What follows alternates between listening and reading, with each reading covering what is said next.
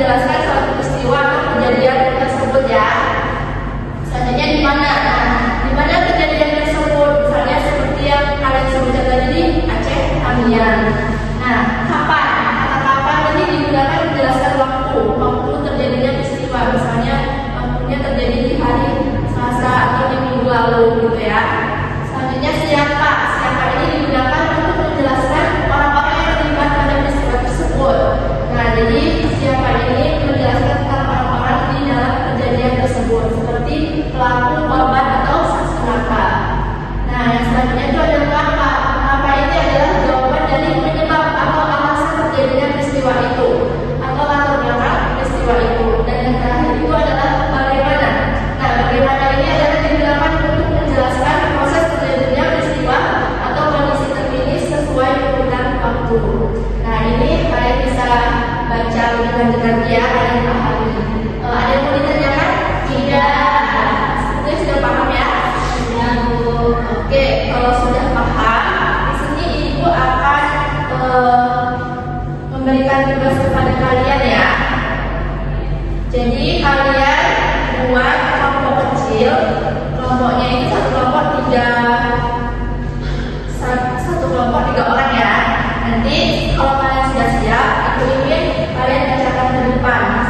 Bacakan sebuah berita itu seperti pembawa berita, dan juga nanti penugasannya kalian tentuin struktur dan unsurnya di bagian berita tersebut. Jadi kalian buat beritanya bebas mengenai apa saja. Oke? Ini Ibu kasih lembar kerjanya ya.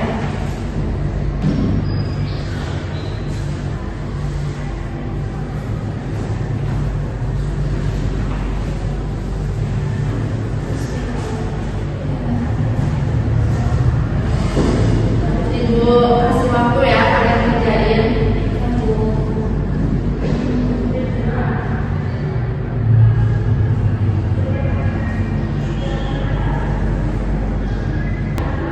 Udah siap? Sudah ya.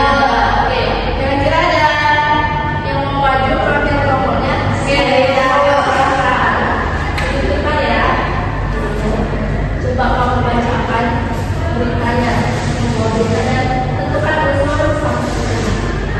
Kalau saya akan membacakan beritanya, yaitu Menteri Dalam Negeri Muhammad Tito Karnavian menegaskan perlunya percepatan penanganan dampak bencana banjir dan longsor di Kabupaten Aceh Tamiang.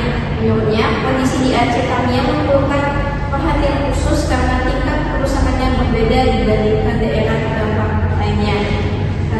Di sini strukturnya di bagian depan saja. Kalau berita itu di awal paragraf yang pertama, tubuh berita itu paragraf kedua dan ketiga. Kalau berita itu di paragraf terakhir. Iya, terus kalau unsurnya unsur beritanya adalah saja Ada 5 W1H. itu di dalam beritanya apa saja yang apa namanya. Kalau apanya itu permintaan Menteri Dalam Negeri agar penanganan bencana banjir dan longsor di Aceh Tamiang. Siapa Menteri Dalam Negeri Muhammad Karnavian, Presiden RI Prabowo Subianto. Oke, itu saja ya. Oke, terima kasih kepada Reza yang sudah membacakan dan mempresentasikan. Coba kasih tepuk tangan. Oke, terima kasih ya Reza. Oke, karena waktunya tidak cukup, kelompok lain besok saja mempresentasikannya ya. Oke, untuk pelajaran pada pagi hari ini, jika ada salah kata Ibu mohon maaf. Semoga materi yang Ibu sampaikan bisa bermanfaat bagi kalian semua. Ibu akhiri. Assalamualaikum warahmatullahi wabarakatuh.